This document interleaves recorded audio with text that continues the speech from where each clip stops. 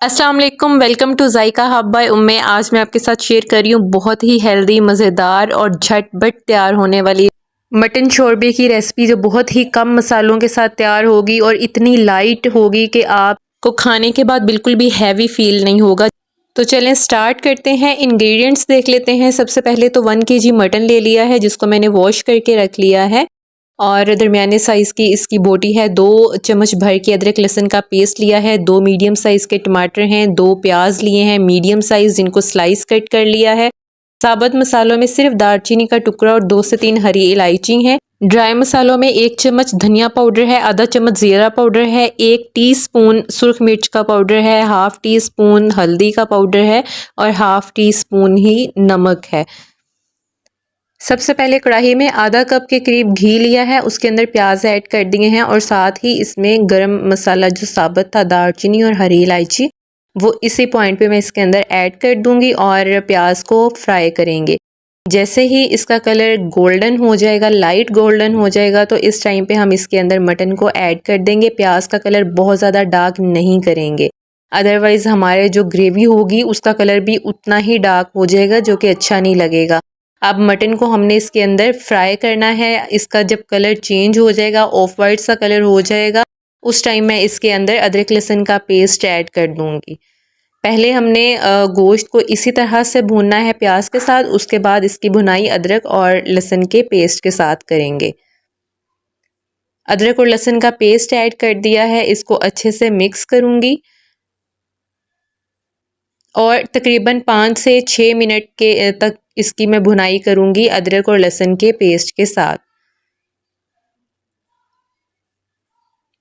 और इसी पॉइंट पे इसकी भुनाई होगी, बाद में इसको फिर हमें दोबारा से इसको भूनना नहीं पड़ेगा। जैसे ही अदरक लहसुन फ्राई हो जाएगा, उसकी खुशबू आने लग जाएगी, उस टाइम पे हमने इसके अंदर टमाटर ऐड करने हैं और टमाटर का पानी अच्छे से ड्राई करेंगे और उसको भी भून लेंगे ताकि वो सॉफ्ट हो जाए। टमाटरों को अच्छे से भूनने के बाद जो ड्राई मसाले थे वो ऐड कर दूंगी। पानी ऐड अभी नहीं करेंगे, अभी मसालों के साथ भुनाई करेंगे, क्योंकि गोश्त का ऑलरेडी पानी रिलीज़ ये करता है, तो हमने पहले उस पानी को ड्राई करना है, इसलिए एक्स्ट्रा से पानी हम अभी नहीं डालेंगे। अभी इसको अच्छे से भूनेंगे, तकरीबन 5 से 7 मिनट तक मसालों के साथ इसकी भुनाई करनी है हमने। और इसका कलर देखें कितना ज़बरदस्त इसका कलर आ गया है, कितनी अच्छी बुनाई इसकी हो गई है, घी इसमें सेपरेट हो गया है। और अब इस पॉइंट पे आपने इसके अंदर पानी ऐड करना है। पानी आपने अपनी चॉइस के अकॉर्डिंग जितना आपने शोरबा रखना है उतना ऐड करेंगे। अगर आप राइस के साथ इसको सर्व कर रहे हैं तो आप थोड़ा ज़्यादा पानी ऐड कर दें।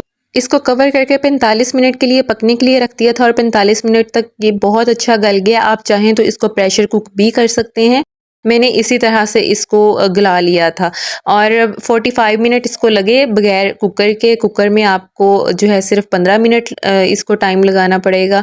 और गोश्त बहुत अच्छे से गल गया था। बहुत ही मज़ेदार हमारा मटन शोरबा का सालन रेडी हो चुका है। और इसकी आप लुक चेक करें। अभी मैं आपके सामने इसको डिश आउट करूँगी।